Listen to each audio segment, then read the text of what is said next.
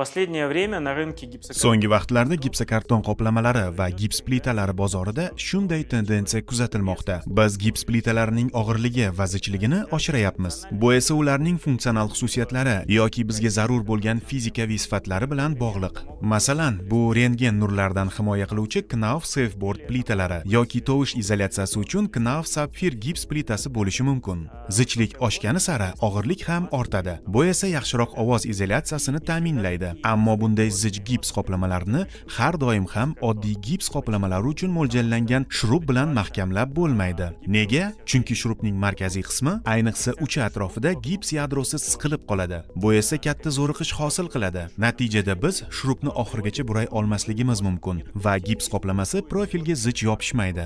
Yoki gips ortiqcha bosimdan shurub boshining tagidan chiqib ketadi va bu shurub atrofida yomon ko'rinish, cho'zinchoq yirtiq, bahrama yoki gips qoplamasi yuzasida qavriq, shish hosil bo'lishiga olib keladi. Ana shunday holatlar oldini olish uchun Knauf Extend shurublari ishlab chiqarilgan. Bu shurub bir nechta xususiyatlarga ega.